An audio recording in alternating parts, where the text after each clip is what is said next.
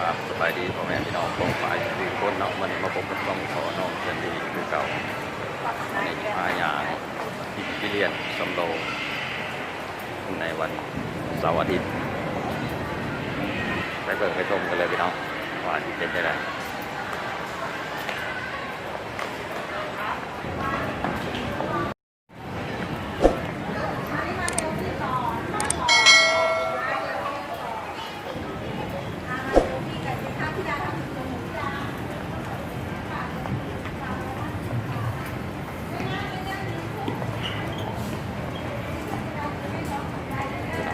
อาทิตย์ประมาณนี้แหละวันอาทิตย์โซนขายเสื้อผ้า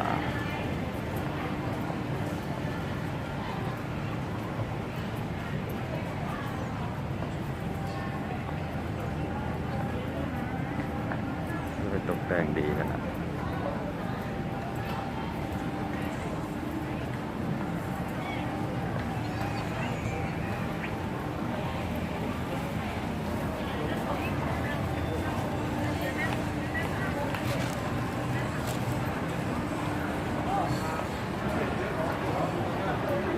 พี่น้อง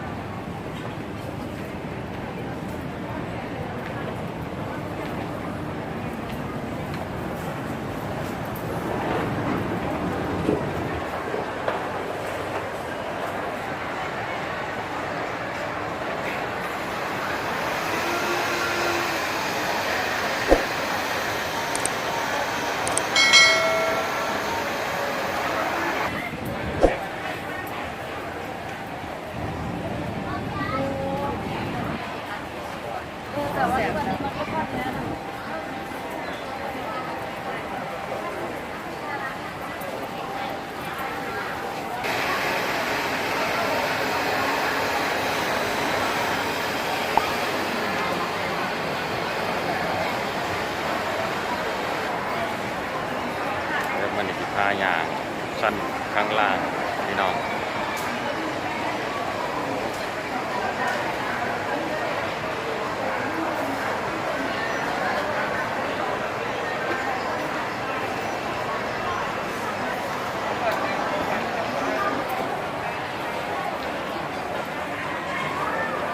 มาชม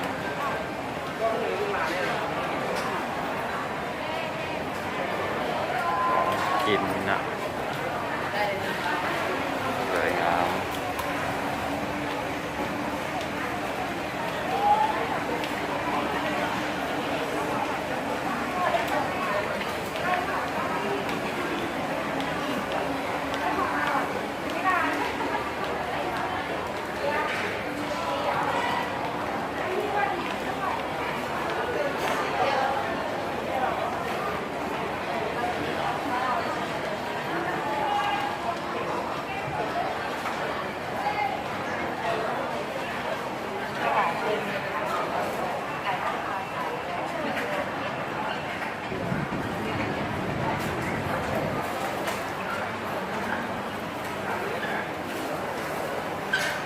ไปดูเพลินๆกันพี่น้องเลยให้เบิ่งเพลินๆกันจะพาเขานั่งให้พี่น้อง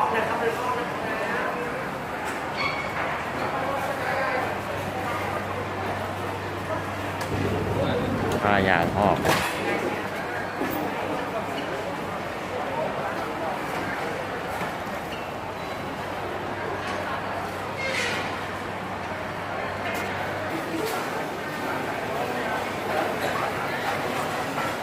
คนลงมาหาซื้อกับข้าวกับน้ำกันหลังจากยางเมื่อ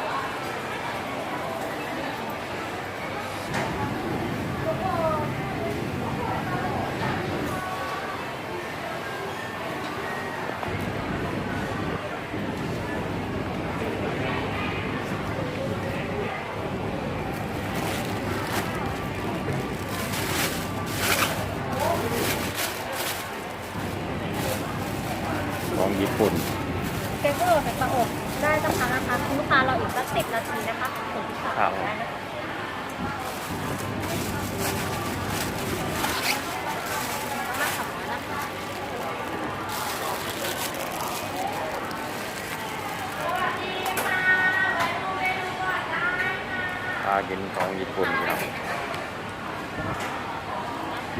รับครับ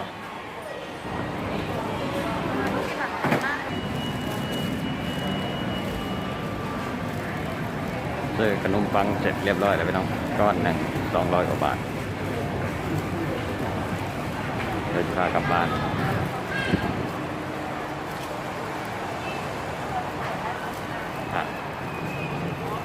เสร็จเรียบร้อย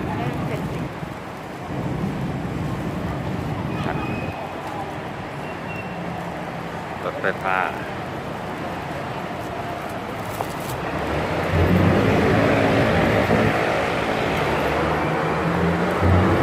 เดี๋ยวไว้มีโอกาสเดี๋ยวจะพาแม่หนังรถไฟฟ้าเล่นพี่น้อง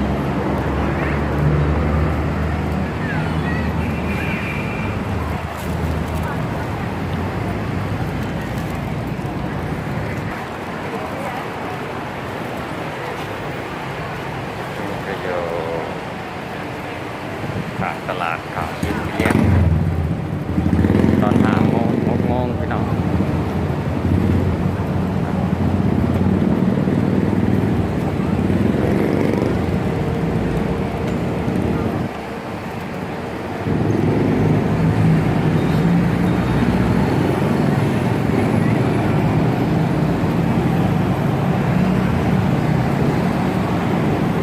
กลับถนน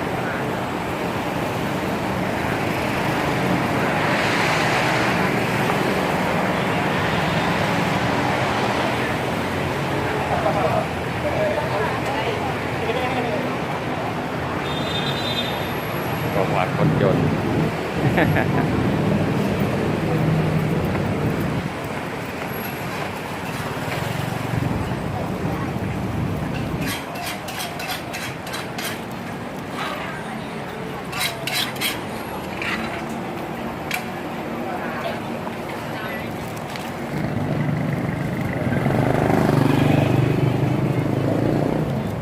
คนกำลังออกมาตอนแรงพี่น้อง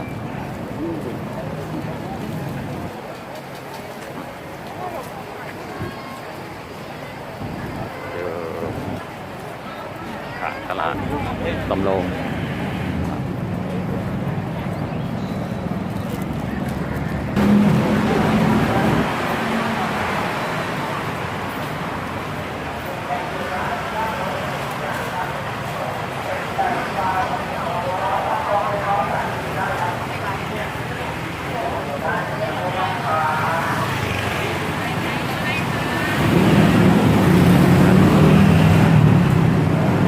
พาอย่างผ่านร้านปลาหมึก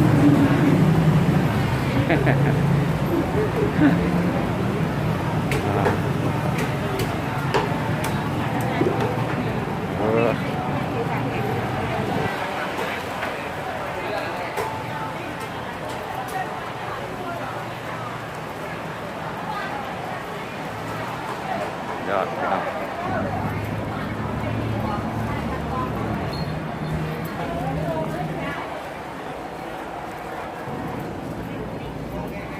นี่คืออยู่ในตลาด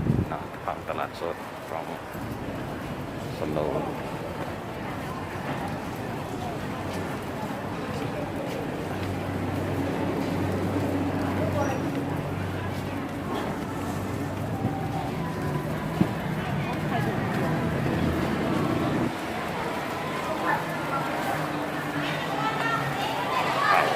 ข้าวกับน้ำกับร้ายพี่น้อง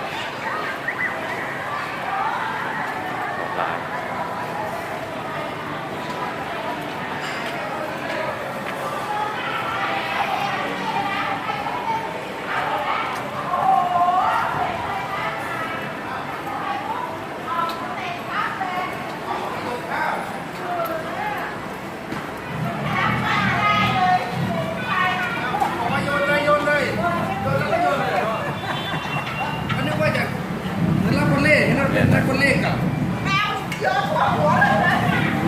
อยู่ในตลาดยังจะดังมาอย่างที่เรา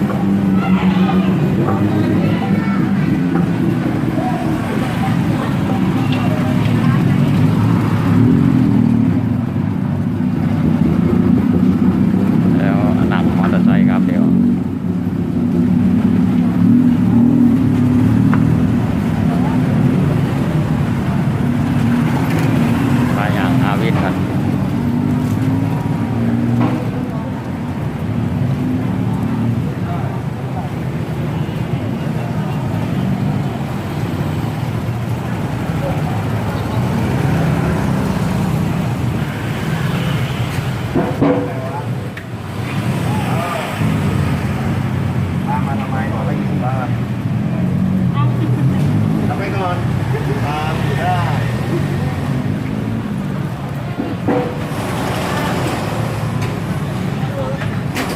แล้วจะพาขึ้นรถ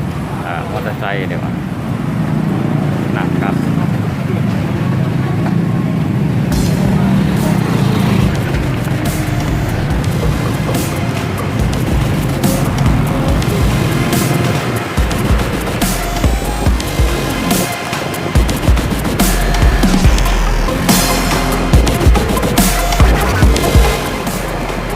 กำลังนั่งรถกลับบ้านพี่น้อง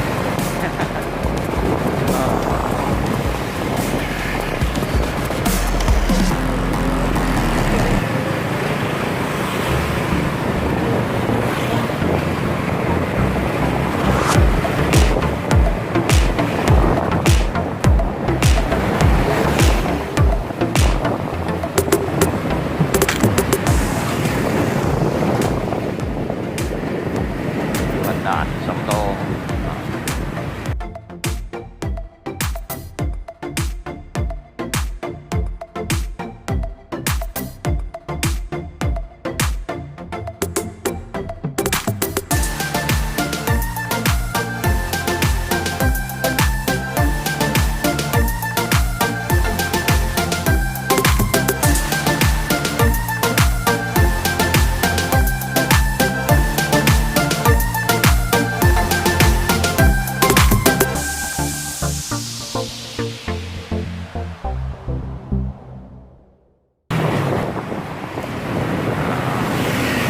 นอนร้อยเข่าไว้นี่เรียบร้อยสำโรงเหนือ15